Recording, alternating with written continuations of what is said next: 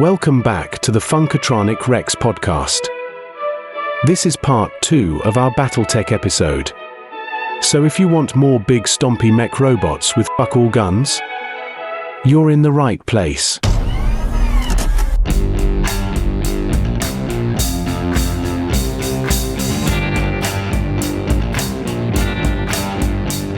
You're listening to the Funkatronic Rex podcast, where a few self-proclaimed piratical nerds running a friendly local game store discuss the board, card, and tabletop gaming community they love and serve. We tend to be the goofy, gregarious, and non-grindy gaming geeks of the community. Welcome. Well, as the noobs, I think Casner and I have some rattle-off questions for you let's guys. do it. Because you're both the pros, shall we say. Just in my paint. Yeah. So we'll start it with you guys then, and then I'm going to shoot this question to you, Casner. But gentlemen, clan or inner sphere? Inner sphere. All day, every day. Yeah, that's me laughing. Why? Inner sphere is what I learned to play with. Okay. And when I first started playing Battletech, the clans had only been out for 18 months to 2 years, like in real world. Yeah. And the guys that taught me Battletech hated them. And I remember at that table, there was a guy that was like, this is going to kill Battletech. Battletech's going to be dead in like 5 years. They totally screwed this up. The clans they're so OP, blah, blah, blah. And to Faz's credit, they got a lot of feedback and they realized like, oh, we did kind of screw it up. Is the power creep? That was like the first real power creep that ever happened in Battletech. And then they put the battle value system in place to offset it. Yeah. And that really fixed it. Between the battle value and the eras. Yeah. They stopped it from going off the rails and breaking the game because Clan Invasion could have been enough power creep to just break it. Yeah. But I would say, inner sphere for sure. All day, every day. Lord Vader. In case you missed it earlier, Clan Wolf wins because we have better Plot mechs. armor.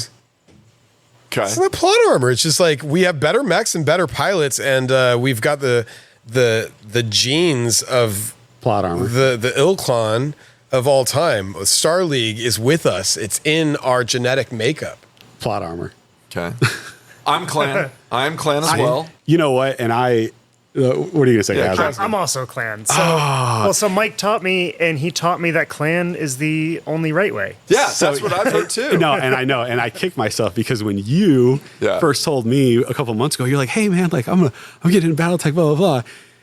If I wasn't like actively on my way out the door, I would immediately 180 and then like, let's talk about the right way to play this game and the right way to choose a faction. Because when you said Mike is teaching me, in my head I went, "Oh shit!" Clan Here's the another thing, clan though, player. Miles.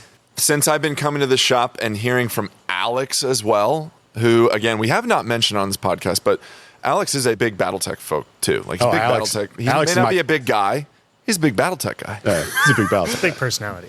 And from Lord Vader, for years, him saying, Clan Wolf wins, and Alex saying, like, clan is the way to play, between these guys, there was no way I was playing Inner Sphere. And lorically, I like the clan vibe of like, you know what? I'm all about the We're outta Mongol here. horde. I like the Mongol horde for me. Like I like the mic drop of like, nah, you guys duke it out yourself. So, but for me, it's really like, no, we came back ready to eat your lunch. Yes, I'm love coming for that. fucking Terra. It's mine. I love that. Planting a flag and telling you all what to do for the rest of future humanity. Fuck you, fuck you, fuck you. You're cool. And fuck you, I'm out. And then he lost to the phone company. Because they don't fight right. Like, hey, by the way, Zellbringen. Oh, okay, sure, let's try that. 1-on-1, I got this. What? 5 mechs from the side? So, They were all Miles, I'm catapults, sorry, too. there was no way. I was clan. I've from the got beginning, I've got probably. John. I've got Larry. Yeah. I've got Chris. Larry understands the truth behind things, but he concedes. Hey, I gotta play. I think I've got Tyler too, don't I? Tyler's Grey Death Legion, so he's an Inner Sphere guy. It's aren't they're mercenary, but They are mercenary, but they're playing Inner Sphere mechs, right? Yeah. And they've got status. I respect mercenary units more than Inner Sphere politics. So Next question. I'm more of Ghost Bear. So Ghost Bear is what I picked up, but that was entirely based off of color scheme. Yeah, that's fair. Easy colors to paint and classic, like just gray blue.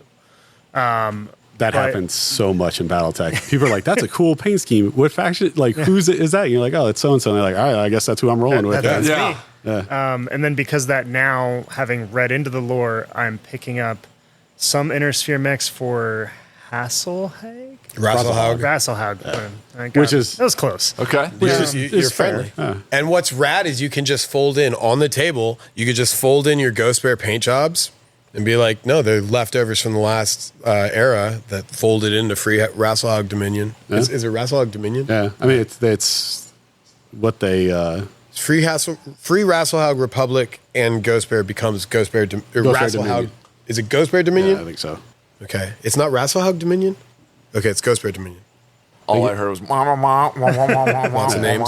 There's a lot of names. Well, so that's me. Myles, what faction for you? Because you're Inner Sphere entirely, and you're the only Inner Sphere, true Inner Sphere here.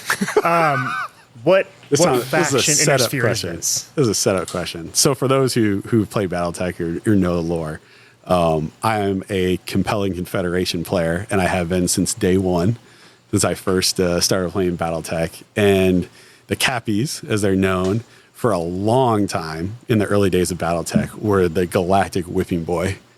They were specifically. So if you look at the Inner Sphere, the big great houses of the Inner Sphere, You should be playing Karita. there's one of them that's called the Federated Sons, which in the early days of Battletech was very much the author's favorite. Yeah. Like there was authors that were like, "Oh no, these guys are like it's like space England, France, like." They're all great. They spread freedom at the point of a sword. And the Capella Confederation is very much an 80s version of like the Soviets and China merged together. And so they get their teeth kicked in a lot. A lot. But as a kid, right? So I walk into that game store and I'm like, I like this game. And the guy, I buy a couple books and I'm reading through it. And there's a part of the Capellan Confederation that's called St. Ives. St. Ives Commonality. And their major military force is the St. Ives Armored Cavalry. And 11-year-old Myles was like, that is pretty fucking sweet. That is a sweet name. And that is what I am down with that. That is rule of cool right there. Yeah, it is. Absolutely. And so in the lore, St. Ives breaks away from the Capella Confederation for a while. And then a couple decades later, the joke is they on their own accord reattach. Okay. Really what happens is the Confederation invades them and basically like, no, you're coming home. So when that happens, lore-wise, right? Like I'm like, all right, well, I guess I'm Capellan. I guess I'm Capellan now. Let's roll. And also a lot of my favorite mechs, stylistically, have their roots in they're either Confederation designed or their old Star League designs. And when the Star League Defense Forces left, the Capellans just ended up with like the vast majority of them. So like the Catapult is my hands down all-time favorite mech. Well, it was the classic where you started too. Yeah. And it's built in the Confederation, the few that are still getting built out in that time period. And in lore-wise, the Confederation had the majority of them. Yeah. But they do get their teeth kicked in a lot. And I've heard, and one of the hooks talking about like dragging me into the modern Battletech like lore era is I've read and I've heard and seen things where like the Confederation is having a renaissance. Okay. And so like they are like on the rise and like taking worlds back that they lost like 200 years ago. And I'm like, well, I can get behind that. Yeah. About time. I was like, yeah, let's show a little bit of respect. All right. It's going to be fun when Clan Wolf gets to face off. All Okay, right. so then I'm going to tease it then a little bit, but we know you're Clan Wolf, so I'm going to round the question out with you, end it with you. But for me, Clan, for sure, I was so confused. I was like, I don't even know what I would play. Like Smoke Jaguar just sounds cool, but then I read up on them and I was like, I don't like what they're about. Don't really dig it. I even did like 3 personality quizzes of like, which clan should I play if I'm getting into Battletech? And like, Let's ask ChatGPT. awesome. But there wasn't really clear answers, so it was tough. So honestly, it came down to like paint scheme, but there's so many different things. And then Lord Vader, you were like, hey, look, you want to get in? You already painted Clan Star Adder for me. Like, do you want this? And I was like, well, I fucking hate snakes, but maybe. Yeah. Like, that's my phobia is snakes. But I was like, all right, let's try it. And I looked him up, and lorically it fit. I really like what they do. I'm about it. Like, it's great. And they were already painted. They're already painted and they look good. So I've got like 25 mechs of Clan Star Rider, and I like what they do. They're cool, and it works for me. So now, apparently Clan Wolf wins. So let's talk about that. Why are you Clan Wolf? Timberwolves are what this wishes it could be. Dire Wolves are what Timberwolves wish they could be, and what every other mech on the board knows to kill first. Direwolves are just this walking beef stick of like, all the guns. Direwolf C in both MechWarrior Online is like this most satisfying, like, look, I'm going to take a while to get there, but when I do, you're done. Because it's just like, here's all the lasers and a couple AC5s, blah, blah, blah, blah, blah, blah, and enough heat sinks to just, I'm just going to decimate everything. And it on tabletop, it's, I'm going to roll enough dice that it doesn't matter if it's a 10 plus to hit. Something's going to hit. Yeah, statistically, something is going to hit.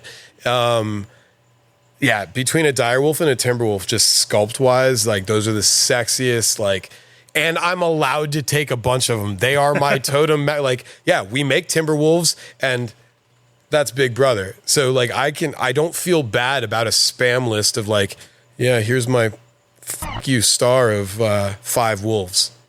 No, I don't feel bad. Okay. That is clan appropriate. That is lore appropriate. This is how we roll, and we roll with a big stick. I love that. I really like the first thing that drew me when I got into MWO, you're doing paint jobs and you're picking your faction, whatever. And it's like, it's a wolf head in my colors with stars in the background. Sold.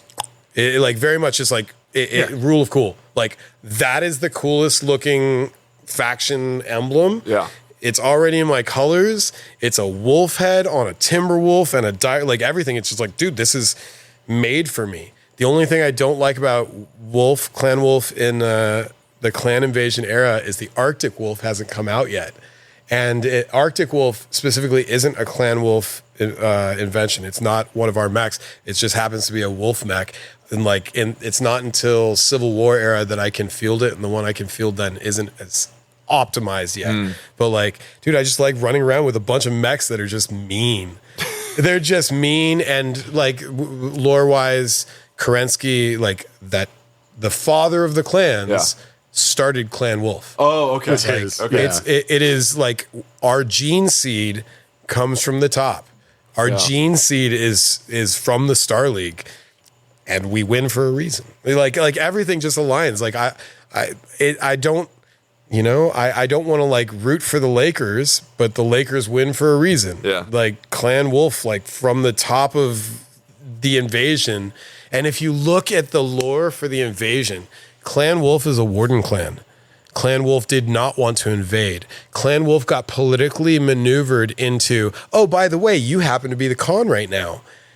But we have voted to go to war. So either you're going to lead us to war or you're going to lose so much political clout that you're going to lose the Khanship and we're going to go to war without you.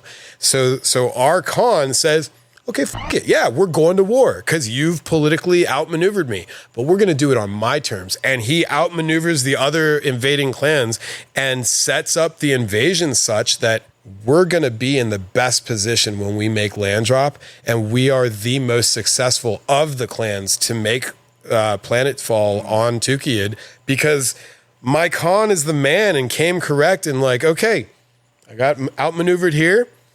I'll make this work. Like, yeah, we have cool lore, we have cool emblems, we got big guns, everything. It's the D-backs. And if you haven't seen his paint job, it's also tiger stripes. Which is pretty badass. Yeah. I can't paint them to save my life. Like half of my orange mechs still don't have their stripes on them because it's like they do look good on the table, though. Dude, they look rad. They're so satisfying. And there's lore behind that. It's not till like a certain era. It's not till like 3051 that 7th battle cluster of Gamma Galaxy starts wearing the tiger stripes. Eventually, like 20 years later, all of 7th battle cluster rocks the stripes, but No, it was just like this one elite crew decided, no, we like this. We're going to be wolves painted as tigers. It's rad. It's rad. One of the things that brought me into the game is you were telling me about the direwolf, and that's your totem mech. For me, my first mech that Kodiak was the Kodiak. Yeah. And it also looks rad. Looks badass. One of the better looking mechs in the game. But as far as inner sphere, what's your favorite besides the catapult? Is that just your go-to all around? I know time? that to be your go-to. Yeah, right? Catapult it's the artwork that drew me into the game. If I will make a list, and if I'm like, I could fit a catapult in there, it's like, we're gonna put one in there, catapult. even if it doesn't make sense. It's a good mech. Like I don't like inner sphere. That's a legit mech.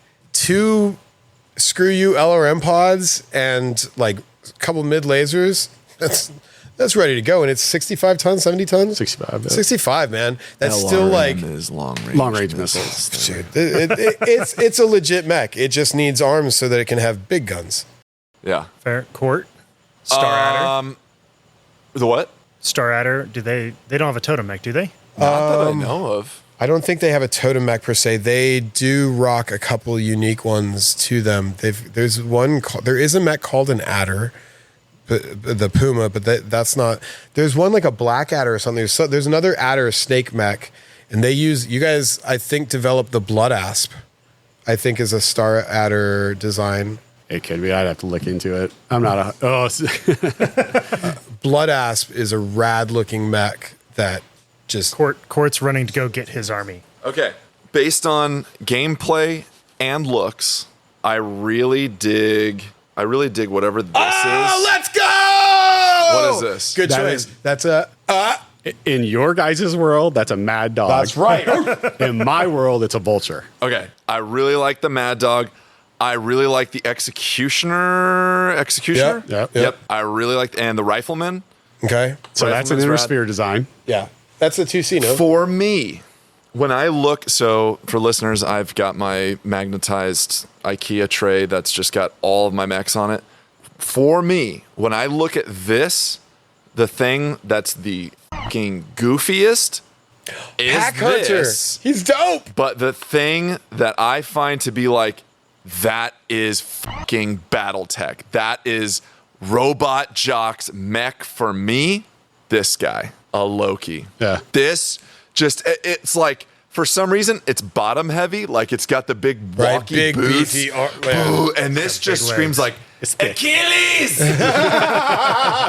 Crash and burn. This just feels so fucking rad to me, that thing. But yeah, the Executioner, I like all of this, to be honest. It's pretty Court's rad. got a mix. So I do. He's got a mix of- I planned those. Oh, did you build? Okay. I built those stars. Like, because there's give a myself command options. lance here. Yeah, there should be a command lance, and So- then there should be a fast lance. What's the rifle? Like the striker lance? Is that not- Striker cavalry What's the one that just gives you the rerolls on shots? battle. There should be a battle lance, and then there should be like some kind of sniper. So I think this lance here, of all 5, because I painted the cockpits Different. Yeah. That forms that lance there. Your green cockpits Yeah. should be your command lance. Oh, okay. Because I think your Direwolf C was what I would have put Okay. it as a force commander. Yeah. So, question for you two, because it's always interesting to hear, for someone who's been playing it for so many years, what outside of the lore being overwhelming, what's been the toughest part of BattleTech to figure out or wrap your head around? For me, it's the variations. I have Kodiak, Kodiak Prime, Kodiak A, B, C, D. I have a list sticky noted to the side of my computer on which ones work for me and which ones I like. Without that sticky note, I've got no idea where to look. I have to click on every single one and figure out, okay, this plays to how I like to play. Which the Kodiak, it's like OV3. You just have one turn of you just dump shots out, and for me, that's how I like to play. So I have to make sure that I have it written down. Yeah, that one. Yeah. But it's just all the variations. I would agree with the word variations, but not necessarily per mech. It would be, I look at that and I don't know where to start except for the beginner box. But again, what are all those fucking books over there? And so for me, it was, if I walk down Warhammer Alley, I can look at a box and know what faction it goes for. There's a background color.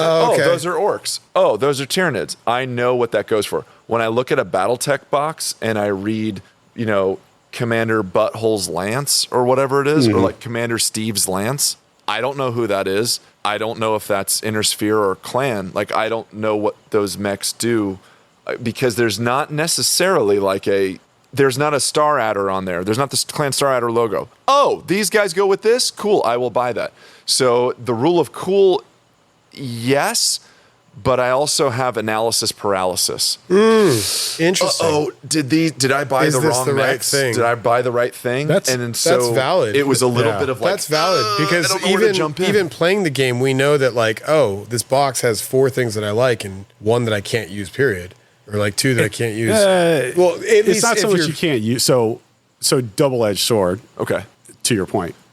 So Battletech, one of the other things I love about it is Battletech is a massive sandbox. Yeah. So depending on the era that you play in, you may have access to everything that's out there. It's not like Warhammer where there's faction specific models and only that faction can roll with them.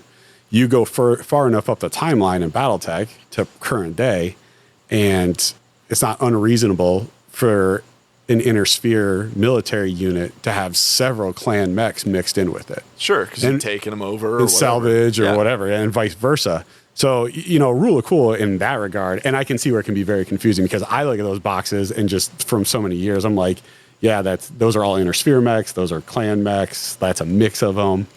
I can definitely see how that could be a hurdle to trying to figure out, like, if I buy this box, like if I want to play Clan Invasion, I'm a clan player and I buy this box and it's 4 Intersphere mechs, like you can totally use them.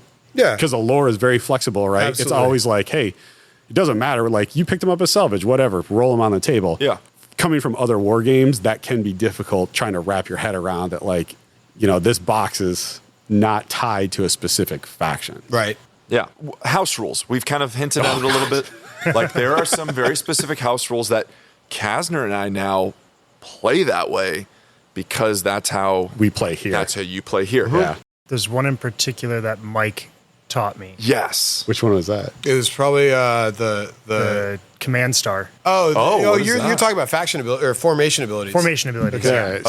Okay. Well, go with that because I have a specific one. But go ahead. Formation abilities. So again, Battletech is a good game of like a la carte. Take what you like, leave the rest. Formation abilities, I think, are a very good second step into the game. Absolutely. Like, okay, you've played a couple games, you get how dice work, you get how movement and shooting and all that works. Okay, now let's start working on the notion of building a list properly, quote unquote. Like if you build a list by certain formation rules, well, then you can squeeze certain perks out of them. And yeah, like Command Lance is the way to go. Like on a baseline, just the best. Just the initiative reroll wins games, and then add to that. And then 2 of my mechs get like 1 of 5 rad abilities just for existing. This is formation abilities are a good second level. Like, hey, we learned some shit. Let's tweak up our game a little bit. And it brings another. Sorry, go ahead. I was gonna say it brings another level to. You can go and you can build a 500-point force. Yeah. Just slap together whatever you want. Mm-hmm. Learn how the game's played. Get a couple games on your belt. Well, then you go into formation abilities. Then it brings another nuance to list building. Yeah. Because those formation abilities will say, okay, like here's this kind of lance or star, and there's criteria that the mechs in this lance or star have to meet for you to get this bonus. Yeah. So then it becomes, okay, like I need half of these guys need to have like the sniper fall into the sniper category to be able to get this bonus or whatever it is. But it's a good second tier. And we've found, I think that's really, as far as our community and our group in the game store in general, that's kind of where it's usually enough. Yeah, it hits like, all the buttons for everybody, and there's levels because beyond there's that. Like the keywords too, like ECM and AMS and all that stuff. The keywords kind of come in at that same time as formation abilities. We're like, okay, you've learned how shooting works. You might have learned how AMS works in a missile attack, but if you haven't, here's how it works. This is about the right time. We're going to talk about formation abilities, and I'm going to get an oblique attacker lance, or what is it, indirect fire support lance. So you should know how your AMS works, because I'm going to rain fire from nowhere. And it's good because I think enough complexity that it scratches everybody's itch. Yeah. And takes the game to a nice next level and without you're still overcomplicating. And you're still within that time frame of like, hey, we can still crunch it out. Yeah, like we can show up, we can plan a casual 500-point game, we can use formation abilities, and we're out of here in 2 hours. Hour and a half, 2 hours. Yeah. And right now, for me personally, I don't know where you are, Casner, but I'm in the nice jacuzzi next door that, like, I'm still sitting in this nice warm pool of, like, that's too complex for me already because I come from the Warhammer world and I'm tired. Like, I just want to roll dice and go, yep, it hit me here. Yep. Oh, I do this. So, like, I know that there's more room and for fun and games, and there's the beach ball, and we get the pool noodles over there in the world of actual Battletech. Like, for me right now, I'm not willing to jump into that cold water and swim freely a little bit more. Like, the command lance stuff, like, we were talking about doing that in our last game. Yep. I was like, nope, I'm not there yet. Nope, there's too many things. So those are actual rules. Getting back to house rules. Yes. Yeah, those are real rules. Sorry. So house rules, over the years, and actually in the back of this rule book, there's a whole thing from FASA where they're like, hey, we understand that this rule was written this way. Yeah. But like 90% of you play it this way. So like, that's just consider that the new like way of doing it. You're saying a company listened to its player base and changed rules accordingly? They're out of business now. Yeah, they're out of business. I would say it's probably not from that,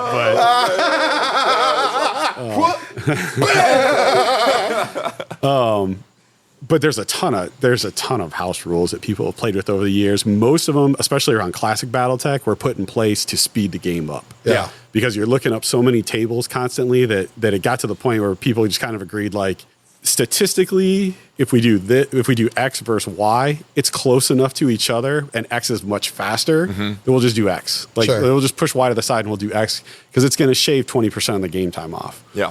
Your big one. I do every pip of structure is a crit chance. That's something that is not rules as written. Right. Rules That's the one I learned from rules you. as written say an attack from a mech can only, and it specifically spells it out, says can only produce 1 crit chance. That doesn't feel right to me. I've chewed through all your armor and I'm shooting a dire wolf at you. The notion that I only have 1 chance to hit something important is silly. I hit 4 pieces of structure, I'm rolling 4 crit chances. We've played this years That's how now, we always play. and it just it feels right. It feels better. It feels better. And like, legitimately, the couple of times I've been called to like rules as written, it just frustrates me. It frustrates me to a point of like, I don't want to play because the rule feels so bad in that, like, that's fucking stupid. Your armor is gone. Yeah. It's gone. How is it that I hit you with 5, you're barely alive, and I only get to roll 1 chance at ammo? That just doesn't feel right. You're hitting the actual systems that the armor was built to protect. Protecting. That's the point. The guns are hitting something important. But again, rules as written say, I rolled 10 dice, I went into your 5 points of structure, I still only get 1 crit chance. I don't like that. I would say here, with our group, there's 3 big house rules that we run that have become the default to the point where playing outside of Funkatronic is, to your point, is a bit of a whiplash back to like, this is how we play. So the first play street rules. Yeah, exactly. Yeah, like Funkatronic street rules Battletech. So that first one, what Mike was saying as far as like the crit chances in Alpha Strike. The second one is we play Alpha Strike on hex maps. Hex base, yep. And there's rules in the Alpha Strike book for playing on hex maps, but it specifically states you take all of the ranges in the movement and you cut them in half. What? Yeah. So if you have a fire moth, a fire moth that moves 26 inches by rules as written on a hex map should only be moving 13. We've played this game years. It doesn't feel right. And it screws you up when you start adding in concepts like heat and movement crits in that, like, okay, my thing that moved 4 is only supposed to move 2, but now I took a movement crit, so now it's only moving 1. Oh, and it's hot, so it just doesn't move. That just doesn't feel right. So yeah, house rule for that. We've played that since day one when we started doing Alpha Strike. A hex is an inch. So you take those Alpha Strike cards and it says you have 16 inches of movement. Cool. You're 16 hexes. Like no one needs to do the math and be like, oh gosh, I forgot. Like I was only supposed to move 8 and I moved 12 2 turns ago. Like it's just 16 hexes. We're just 1-to-1. Yeah. That makes absolute sense to me. So now to hear like that we've been playing it quote roll. If anything, in the book, I think the notion of we're playing by hexes, so we're going to cut the hexes to half movement is counterintuitive to the way Alpha Strike plays, because if I'm just measuring movement, if there was no hexes, that 16 inches is the same as the 16 hexes. Yeah. Why on earth would I cut their movement just because I'm playing with hexes? Like, to me, it's a silly rule. And I will take full responsibility for that, because when I was like, okay, hey, like I'm going to teach you guys Alpha Strike so we can like, because I'm a classic guy. That's my first love. Yeah. But I understand, like, Alpha Strike is much more conducive to a game store environment. Yeah.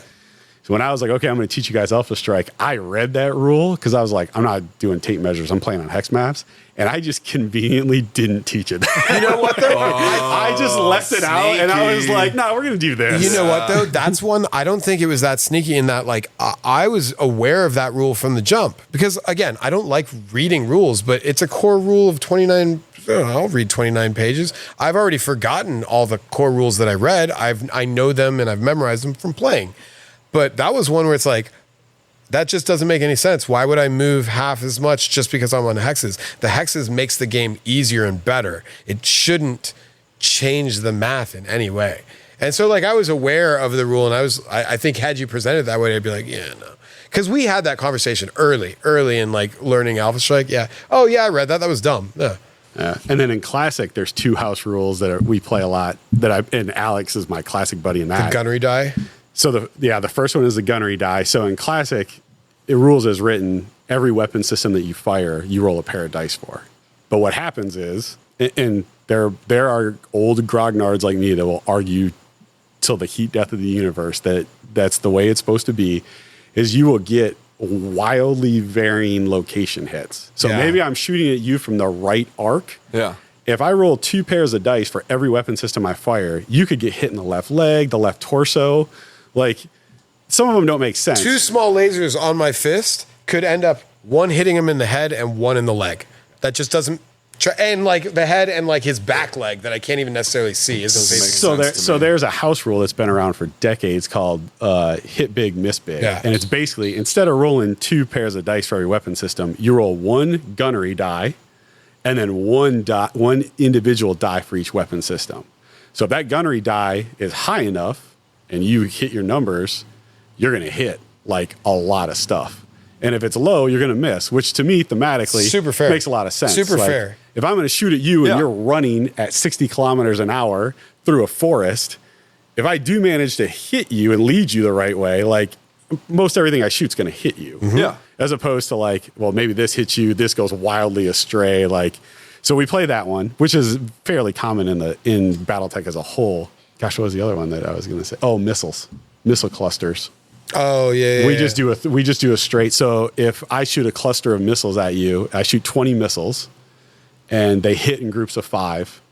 You're supposed to roll. Again, rules as written. You roll 2 pair of dice. You go look up at this table and you say, okay, this many missiles hit, and I got to divide the damage out this way. And a bunch of super Battletech nerds have done the math over the years and said basically, if you say, I hit with this missile pod, 20 missiles hit you in 4 groups of 5. If you roll 4 D6s, statistically, it's close enough that if on a 4, 5, or 6, you say that whole group hit, and a 1, 2, 3, they missed, you're pretty darn close to the chart. You'd be referencing. And so you start cutting off like significant amount of time, especially for new players, because you're like flipping back and forth trying to find these charts. So it's just to speed the game. It was just like, okay, you had 5 missile clusters hit me, roll 5 D6s. Those 3 hit. Let's roll for a location where they hit. And so with that said, Patrick, who's part of our group, I use Patrick a lot of times as my baseline to get back to baseline, because 30 some years of playing Battletech, I've played with tons of different house rules, and some of them I've played with so long, to me, That's a rule. That is the game. Yeah. That's just how I teach it because it's just a thing. And Patrick's always really good at being like, Patrick's one of those guys that'll sit down and read a 100-page rule book front to back. Yeah. And then I'll be like, all right, we do this, this, and this. And he's like, well, hold on. He's like, and I'm like, yeah, you're right. Like I have to remember. Yeah, him and Colton both. Yeah. Both I was like, that's a house rule. Man. So there's some things we do here within our gaming group that are. I feel like there's one more in Alpha Strike that we're forgetting. Guys, this is easily the nerdiest episode that we've ever done of this podcast. Like, I'm so proud of it. Oh, yeah. Wow. Yeah. I didn't even scratch the surface. I have a question for you. I'm at 20% content right now, Corey. I have a question for everybody. Okay. What's your favorite moment in Battletech? Like in playing the game. No, in playing the game. What's the moment at the table that does it for you? I have two different things that fucking do it for me at the table. Will you lead it off then? Okay, so number one, headshots. All day long. I love it. I love it. It's rolling a hard 8. Okay. Oh, cool. I got a crit chance. All right. Give me those box cards. You get 12. Headshot. That mech could have been 15 pips clean. It is off the fucking table. I love it. I like the hard swing chance. Mm-hmm. Like, I was down. Absolutely get my teeth kicked in. Oh, headshot. Instantly. It's like a home run. It's a home run when you need it. I love headshots. They are literally like one of the fucking favorite joy moments in this shop for me. It's like, got him, baby. I love rolling headshots. If you're ever in Funkatronic and you hear that sound, it's because Mike just got a headshot. You'll usually hear it. Headshot, let's go. Like, I love it. That's so satisfying. And I really, really like what we talked about earlier. That chess... It's not a gotcha moment. It's that, I got outplayed. I didn't see that thing. I don't like getting outplayed. I like doing the outplaying. And I like that moment of, I got you with something you just didn't see. Usually you can see, like whoever's played the game, most game systems, whoever's played more is going to win. They know how to game the game, the rules more, right? Battletech on hexes is, to me, essentially chess with different pieces and dice. Yes. And I really like, you've got the odds factor of dice, but then you've got the chess strategy of, I just have to see the move that he's not thinking about. I love that. I love that moment where, oh man, you got me on that I didn't think you could make it to that hex. You got into trees and you're behind me. I like, and that ties into like, with that same like chess moment, the shot that I have that you don't. That's the best. That is absolutely the best. Like, I'm going to shoot with all 5 of my mechs. You're only going to shoot with 2. Sucks to be you, because that is going to mathematically put me ahead in this game. I love like that aspect of like, oh man, no, I actually get to flex all parts of gaming. I get to use my brain as like a chess device. I get to roll dice as just like pure luck. It's a craps table, and I get the headshot payout of like, hard 8, baby. Let's go. Oh, everything about it. It's like craps in Vegas. It's the most satisfying thing. So the opposite for me, interestingly enough, because I love that. I played chess growing up. I was in the chess club in elementary school and middle school. I'm terrible now. I really do love that, like, if you and I played and I brought a ridiculous list just that could, on mathematical equations, destroy you, you would still kill me in some nerd, like, crap list that you made. I would still put money on me just because I've played the game so much more and than I you. really enjoy that. I really enjoy that it's not, this is the meta army. Agreed. And it's just going to train wreck you no matter who I am. What you said. So I enjoy that. The best thing for me, though, that I don't have to think too deep into that. Like, Joey gave me a proctology exam by jumping a fucking mech behind me. Yep. And I was like, oh, shit, I didn't think about that. Yeah, okay, whatever. And he just blew me away. And it was great. And I celebrated it. Yeah. Like, so for me, the coolest moments are that, like, I don't have to think too much where I am in this game as far as the rules goes. And I get to, you put it, cooperative, what is it? The cooperative competitive. Cooperative competitive. I love that. Casner and I were at this table playing on the map, and it was I don't know, man. Do you think you can see me? Yeah, let me see. Yeah, I think you've got me. No. Let's do it. We'll play it that way. You get to talk about it a little more. And you get to come to a consensus. Yes. Too. It's not just like arguing. Honestly. Yeah. It's you and I work together. I loved that. I agree. And maybe it's only been the 4 games that I've played have been very talkative. What do you think? No, I think that's one of the beauties of the game. Yeah. I legitimately think that's one of the places where the game shines and stands out apart from other games, is that to do it right and to be the most successful at having fun, it has to be a cooperative give and take. Yeah. I'm trying to beat you, Myles, every time. But we still have to discuss, like, hey, man, I'm not going to move my guy out here, ass hanging in the wind, if you think you've got a shot that I don't see. Like, I like that part of it. Keeps the tone friendly. Yeah, there was a lot of because I've lost most of my games, but there was a lot of heads up, man. Like this guy can jump 12. Yeah. Like I probably wouldn't go there. Like if I go here, do you think that I've got a shot on you? Yeah, probably. Like there was a lot of honesty, give and take back and forth, and I really enjoyed that.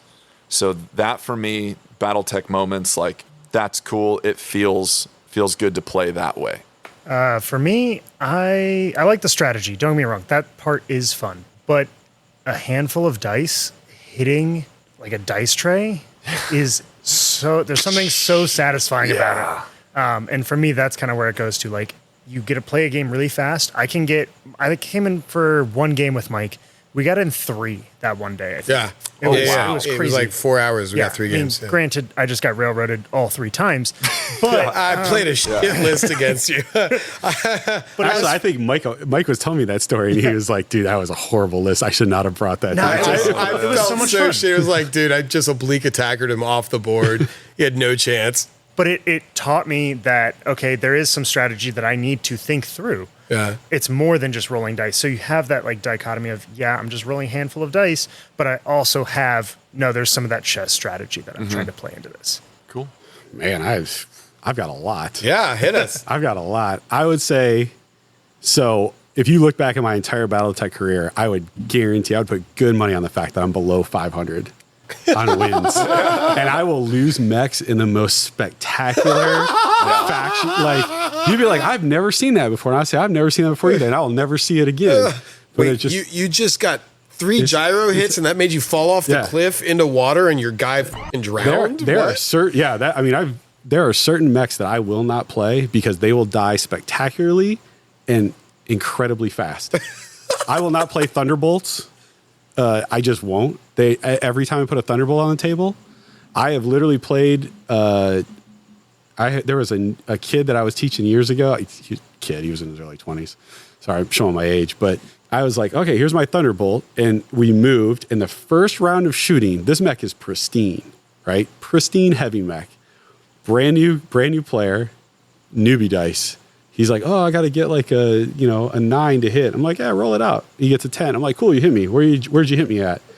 He's like, oh, roll it. Boxcars. Great. You just decapitated it. And Headshots, baby. Yeah, and that happens all the time with me with Thunderbolts. Or it's like, oh, I got that golden BB floating crit, and it just went into the only ammo bin you have, and now you're dead because all your ammo exploded.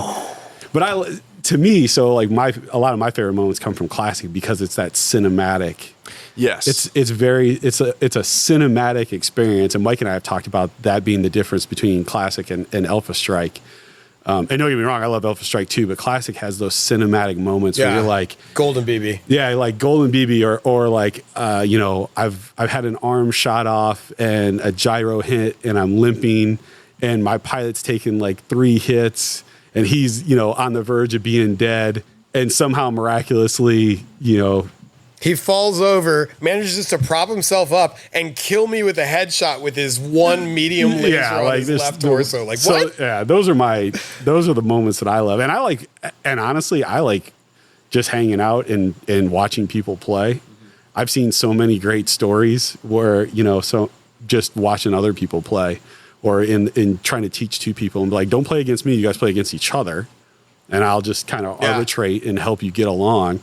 And watching, and as cheesy as it sounds, but watching new people like have those moments where they're like, oh, I did this and I did this and I need this miraculous. I have to get a 12 to hit. And you roll a 12 and you hit. And like, you know, one of my favorite Battletech stories of all time, years ago when Metro Center used to have a GW store in it. Really? It did, years ago. And one time the manager let us play Battletech there, which he was apparently wasn't supposed to do. Yeah, but he let us, maybe it was already on the way out the door or whatever. But he let us play Battletech there. And they had some new, there was a young kid, and this is how I like the story to go in my head. This is my head canon. He showed up, and he's like, never played Battletech before. He's like 18. I was probably in my late 20s at the time. And we had this guy that was playing with us who was one of those gamers. They're in every group. They're in every gaming hobby. Just the absolute like stereotype of like the too much guy. Yeah. So like he's like, you know, too much BO, too much talking. Every list, you know, he was looking at everybody's list and he was like, he wanted to tell everybody why their list sucked and his was the best. Gosh. Okay, Dave, we got it. Yeah, exactly. Yeah. And we were playing on I don't mean specifically Dave's. I'm just. We were playing on a big table and he had a blood asp. And he was going on and on and on about how this blood asp was just going to rock us all, right? It's a good mech. This young kid comes up. He's like, I've never played Battletech before in my life. We're like, okay, what do you want to do? He's like, I just want to run one. We're like, all right, we'll pick one out. And he picks a Hollander. And for people that don't know, a Hollander is a light mech, and it's basically like an A10. It's built around one big cannon. That's it. It has no second. The model he was playing had no secondary weapons. It has 12 shots, and then it's just done. Done. It's a decoy. Yeah. Yeah. It's a glass cannon. So this kid picks it. He's like, oh, but it looks cool. It's like this light mech. It's this little like humanoid thing with this massive shoulder cannon. It looks like a Tau. hunter. It looks like a lot of Tau models. We get on the table. Everybody does their first moves. This kid like runs to the top of a hill on this huge table. Everybody else is out of range, but he's got a Gauss rifle, which is super long distance range. This guy's blood asp was sitting on the far side of the table. And we count up the hexes and we're like, you're just in range. He's like, oh, I want to shoot at it. And we do out the modifiers and like, you legit need a 12 to hit. Okay. And this dude, Dave, for lack of a better term, he's like, that's such a waste of blah, blah, blah. You only have 12 shots. That's not a high percentage shot. Like, this is why, you know, whatever. This kid's like, rolls it, 12.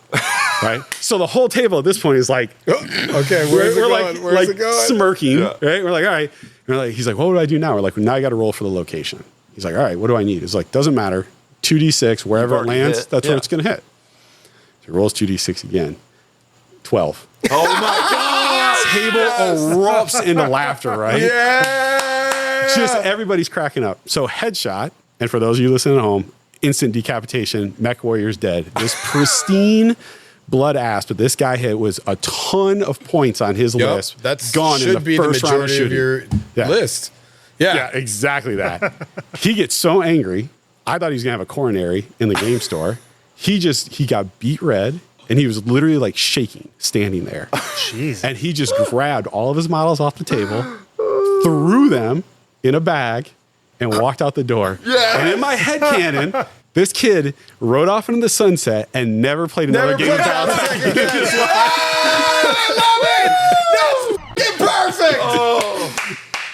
And I hope that's true. Hell yeah. Oh man, that's one of those like beer commercial true heroes of the summer moments great. right there. Yeah. That's phenomenal. I could just see him just like walking away just over his shoulder. Headshot. Just like finger guns. Yeah. Headshot. I love that. That's beautiful. That's so good. I think that's a great way to kind of round it out. But I've got other stuff. But I have one last question for that I'm just interested in. Sure. Because I definitely have multiple answers. What is kill on sight mech for you and why? What's the mech that you see it and it's not even a smart shot, but I'm killing that fucking first? For whatever. If I'm playing you? Yeah. Direwolf. If I'm playing you, it's a direwolf. Because I know. That's my big gun. I played Mike enough. I know exactly what version he's going to take. And it's the direwolf with the jump jets. Yeah. And if you kill everything else and you've still got that at the end of the game, you're in a bad shape. Yeah. It's worth sacrificing a handful of mechs to get it off the table because it's so much firepower removed. Yep. The other one that I kill on sight for clan mechs, any model of the Dasher. Anything. Fire Moth? Fire Moth. Any one of those that hits the table, even with people that don't know like how to use it. I don't want to say use it correctly, but like optimally use it. Yeah. if it hits the table, I will hunt it down and kill it immediately because having something that can move that far every turn changes the tactical situation. Absolutely. To the point where if you lose initiative, you might done. as well just like circle the wagons for that turn and take the pummeling you're going to get. Because if you don't, that thing's going to be behind you just wrecking stuff. Yeah. As far as inner sphere mechs, I don't think there's really anything that I look at on a table that I'm like, Like maybe there might be a couple of assaults depending on, and usually I don't play a lot of stand-up fights. It's usually objective based. So it kind of depends on the mission. But there are some assault mechs that if I'm like, oh, it's an urban environment and somebody has like an Annihilator or King Crab. Yeah, let's get that guy off the table first. I was going to say King Crab for me. Is it? I just want to dump shots into it. Yeah. I want to get it off the board because I know it's going to do a lot and it's going to stay there for a while. So I want to try and get it off early. And I think it's ugly. I think it's such an ugly looking mech. If I play Mike and I lose, but I kill his direwolf, like in my head, in my Battletech career, like, you know, I'm like, that's a draw. That's I put that under attack. I killed this force commander. I'm good. Yeah. I've only played against you and Mike. Yeah. Court. So for Mike though, easily the direwolf, or when you played that oblique attacker, it was the Kraken. Yeah. That Kraken's stupid. That I'll never let you kill it though. I'll just hide it behind a hill and like. Is it IF? It's IF7. Yeah. Holy and you put it in an oblique attacker lance. It doesn't need to see what it's shooting it's at. just It's just like, +2, and I put it at a skill 2. So 4 to shoot at whatever I want. Okay, 4 plus range and your TMM. 7 shots. Looking for 7s. It's dirty. Yeah, you got it. It's dirty. Yeah. You just gotta. I had that fire moth, and I just should have pushed it all the way up there because that's the only way that you can deal with it. Yeah, that's what kills lights. Yeah. It's like, oh, you got 3 pips of armor there. That's cute. And now you're gone. Yeah. That's funny. Core that yours is the King Crab though. It's funny just because I think I've played against it twice because I did demo games and it's in an easy list that I make with your mechs and stuff. I think it's one of the ugliest mechs that I've seen, and it works. Like it does work, and I want it off the board. Or yours? Hands down, Trebuchet. Really? Fuck that mech. What a stupid looking, lame ass, wannabe, not good enough for my table. Get off the board. Stupid mech. I hate everything about the Trebuchet. I will literally, in MWO, I will be tracking somebody, see a Trebuchet move by and be like, fuck that. New lock, Trebuchet, going down 60 minutes. I hate it. Did a Trebuchet like touch you wrong at some point? Or what? It's an insult. Who hurt you? It is an insult to my battle space, okay? The clan cares not for your fucking lesser missile boat. Get that shit off the board. Wow. Trebuchet, That is so far down on a list of anything I would ever worry about. That's hilarious. agreed. It is straight disrespect. I hate that mech. It's ugly. It's got a stupid name. It's inferior. A pack hunter is better than a Trebuchet. Pack hunters are rad. 14 jump with a 2/2/2. Let's go. Trebuchet is number 1. Urban mech is number 2. Urban mech is the other thing that and this is more about Mech Warrior Online. You? Dude, urban mechs are an assault in a fucking light chassis. They move like a light, but they can take hits all day, and their hit boxes are tiny. That must be a Mech Warrior Online. I absolutely detest urban mechs with a passion. I will lose Atlas, whatever. I'll come back to you. You're slow. That fucker's going to run around me 3 times before I've killed the Atlas. I hate urban mechs and trebuchets with a passion. Interesting list. With a passion, bro. Yeah. Last question for you guys. Yeah. Where are you planning on going with your armies, with your factions? What do you what's your What's on the Battletech horizon? Yeah, what's on the Battletech horizon for you? What's your next steps? Now you've had a couple of games under your belt. It's something that you're interested in getting into. What are you looking forward to? For me, I would say I'm very much looking forward to, personally and professionally, because of being part of Funkatronic Rex, all the new goodies. The Kickstarter, yeah. I'm so excited to see what's there because all I've known is this store for Battletech, and all I've known is what we've had and the mechs that we have in the case as well. I'm excited at the possibility of maybe starting a different galaxy paint scheme of Clan Star Adder or doing something else. I'm very excited at the idea of doing a Funkatronic Rex learn to play Battletech when we get the new stuff in, to do a fun narrative-based campaign. I'm always about organized play events here and getting people together, hanging out, making new friends, rolling dice, and all that stuff. I see Battletech as a really cool thing to do that. Clearly, there's a great community that is welcoming and I have not seen gatekeeping from Battletech whatsoever. The only gatekeeping is the immensity of information, and I don't know where to go. Myles, you've been more than accommodating and welcoming to the new players such as myself and Casner. I want to see it flourish here. So for me personally, I want to see more new people play this wonderful game, and I want to be a part of it, and I want to help coordinate some sort of event.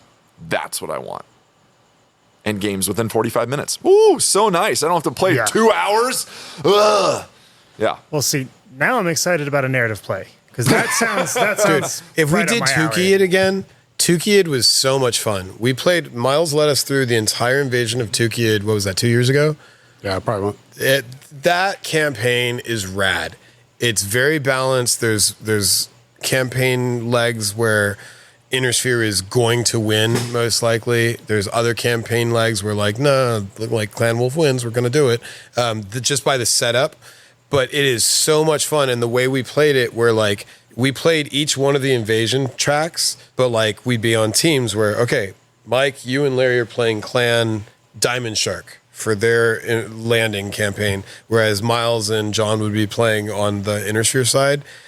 It's cooperative in that we're on teams. It's cooperative, competitive by the game, by the design of the game, and the narrative is there in that we're playing through a timeline, like battles on appropriate maps. Everything about it was rad. It was rad. I think the Tukeyed campaign was the most satisfying campaign we've played top to bottom. I would agree. It was so great. 7 different campaign tracks. Again, there's 7 invading clans, and Diamond Shark got screwed on that plateau.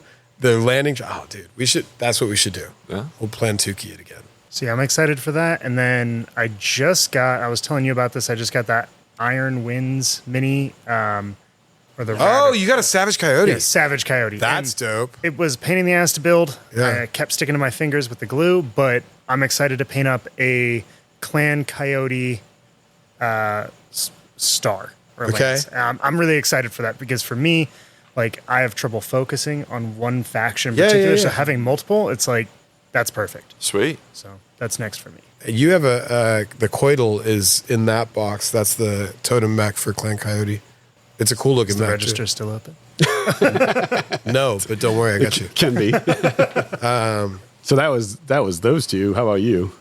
I'm really excited for vehicles that I don't think lore-wise my clan would really be fielding. Like, we roll mechs. Yeah. We don't roll a lot of mixed like mechanized infantry. That's not really our jam.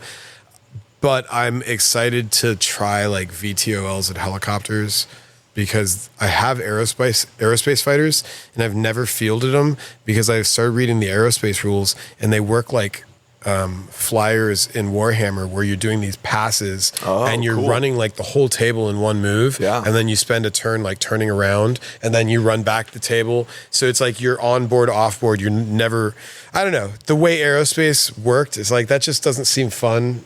I don't really want to include it.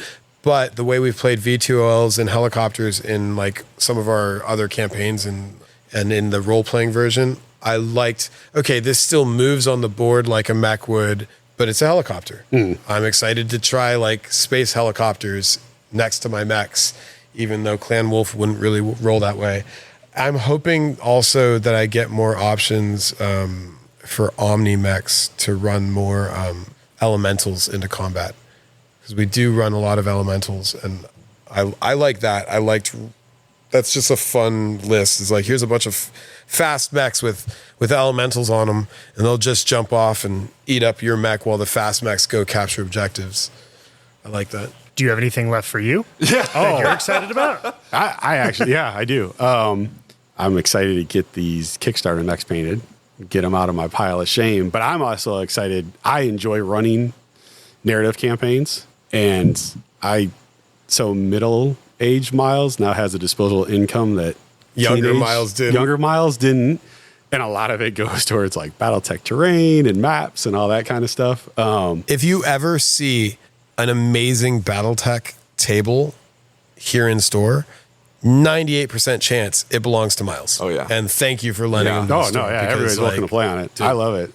It's great. 3D printing has been a boon to For this specific Battletech, for sure. game system. Dude, It's been huge. the terrain alone just adds to the play so much. Yeah. Not just rules wise, but fun and The all fun that. and but visually and it ease makes of the rules game for us, easier it to was play. like Yeah. we were Yeah. on the hex map, and I was like, I'm on level 4, you're level 1. Do you see me? Does this like being Yeah. able to physically see with terrain Makes is a so huge much difference. nicer. Makes a So lot of thank you, Myles. Yeah. So narrative plays is huge for me. I like doing that, and I've got 30 years worth of campaign source books. I was a couple months ago. We were getting ready to do the Twycross campaign, and that was a bit of a misfire just because some life stuff happened with me. But I'm looking forward to resetting that one and doing that. And as somebody who runs a lot of narrative campaigns, a lot of those old source books and campaign books are great because you open it up and it's like, here's the list. Like, Yeah, like mech this- for mech. This mech is for what mech. showed really? up. like Yeah. here's what the cool. mechs are. Here's what the mech warrior skill level Yeah. is, and it actually will tell you like, you should use these map sheets. And if you don't, no big deal because Sure. it's Battletech. You just do whatever you want. But if you have them, these are the ones that would be lore accurate to run against. So from a GM standpoint, it's incredibly easy to set up a narrative campaign for Battletech because there's so many that are already out there Yeah. that we've never touched. This is the longest we've ever recorded a single episode, by the way. And I think that's a testament to how much you guys love this game and how excited we are to be a part of it. It's almost 10. Which is 3.5. This is 3.5 hours runtime so far. That's I mean, we're going to edit, of course, but this, I hope, listeners, I hope you guys have enjoyed the passion that these guys speak about this game. If you have not played Battletech, we personally invite you to come down and learn. We would love to teach you this game. Myles would love to teach you Battletech. Lord Vader would love to teach you Battletech. Casner and I would love to play against you, and probably I will lose. We'll but get that's fine. through the rules together. Yes, but it is such a unique, special game that you guys represent very well. The folks I've seen play this game represent it very well, and I would love to see new generations play this game, as you guys would, of course. And I'm hoping that this piqued some interest, perked some ears up a little bit for folks that have never played before, and satisfied the nerd button of those guys who have played for years, or maybe played for years and haven't in a long time because, like you said, Casner, there was no outlet for you for a while, or we didn't have friends to play it with. So I would love to see Funk be a beacon for Battletech, to be a light, for sure. All systems nominal.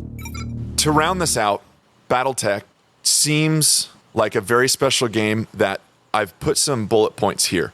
It is excessively cheap, lore heavy, very strategic if you want it to be, like chess, rules agnostic.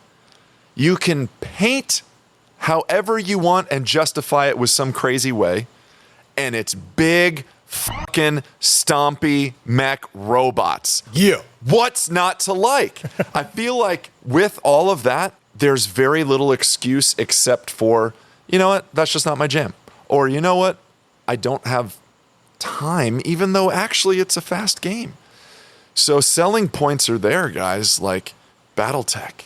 I want to see Clan Hell's Horses painted as like My Little Ponies as a mercenary lance. I'm on it. That would be sounds so cool. ridiculous. I want to see that mercenary lance and like, oh, that's a little. I don't know if I'm ready for that. Well, thank you, gentlemen, for being here.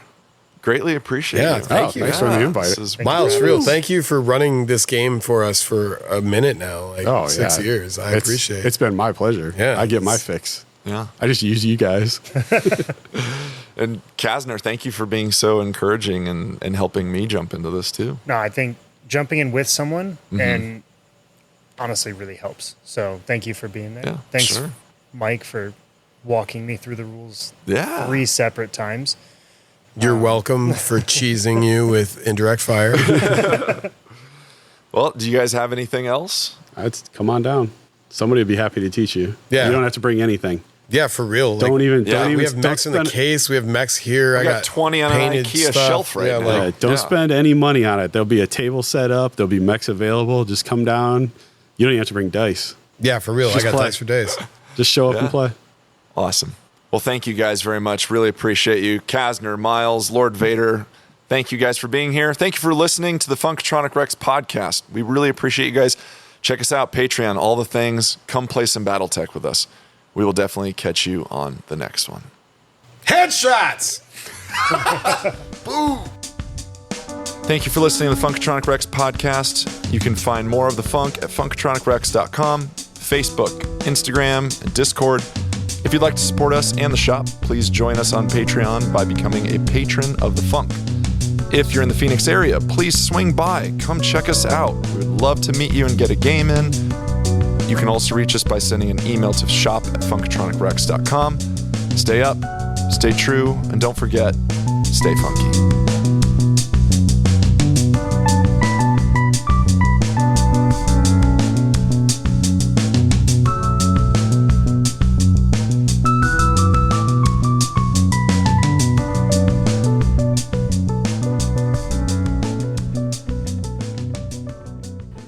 Listening to NPR. That was the jazz band. We're not trying to put them to sleep. Lay's Doritos. Thank you. Okay, so how loud do I need to get? Because if I keep getting louder, it seems it's like I'm screaming into the mic. No. No? We scream into the mic. That's what we do. You're allowed to do that too.